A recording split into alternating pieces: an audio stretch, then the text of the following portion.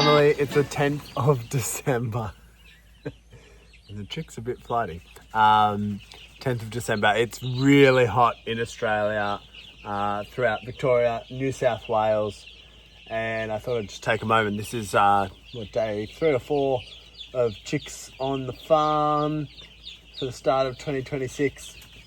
It's 43 degrees at the moment, terribly humid.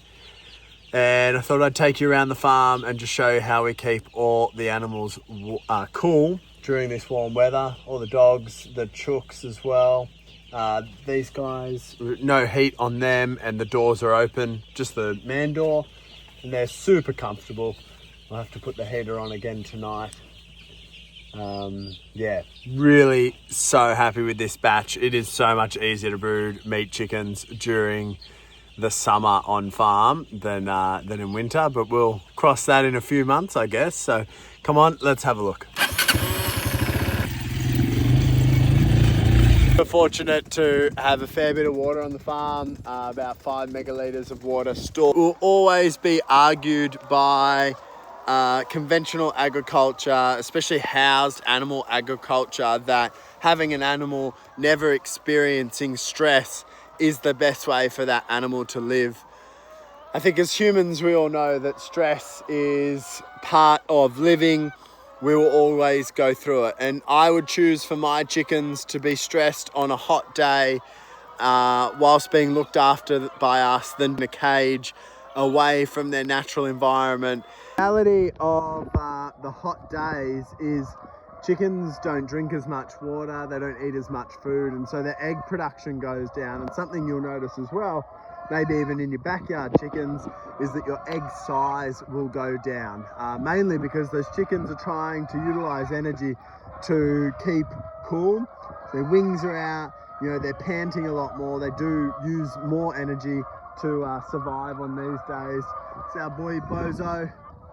He's doing pretty good. He just seeks shelter, shade. Sometimes some of the dogs will sit next to the sprinklers as well. Sea breeze is just starting to pick up on this farm, and no matter how hot it is, it's pretty cool to see everything in action and the sprinklers going. Those sprinklers there are actually called K-line pods.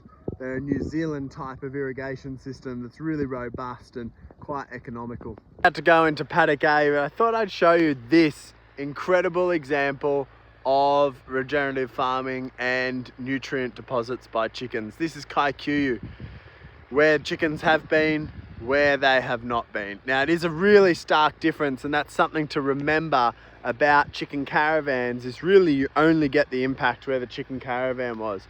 So it was stopped here once, and then it was stopped there once, and we've sown sorghum and milo in there, and a little bit of millet as well, and it's absolutely going gangbusters.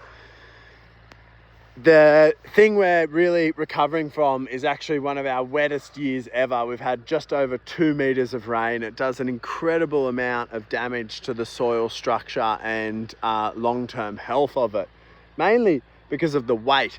Because if you think of 2 meters of water onto the land, the thing is that is, especially when it sits there, at per square meter, that's 2,000 kilos of water that sat there. So compaction's a big thing we're trying to work with nature on at the moment. But how cool is it to start seeing this chicken grass? This paddock, we have this gorgeous girl.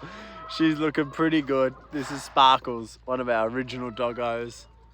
The Maramas are absolutely incredible. We'll go and check out her sprinkler before she sniffs me to death. It's just a standard impact sprinkler. We've put it in place so that it can actually hit the house and just dampen some of that heat off the house. The other thing you'll notice is their water is underneath the sprinkler, so it's getting some fresh water into it. We'll go around every couple of hours to refresh those waters just to make sure it's nice and cool. Chickens really don't like drinking warm water. So yeah, you've just got to do as much as you possibly can to keep birds in this setting nice and cool, healthy and happy, because we have a huge responsibility when we do put them out in these environments to give them the best shot possible. Thanks for coming along. Tell me what you want to see.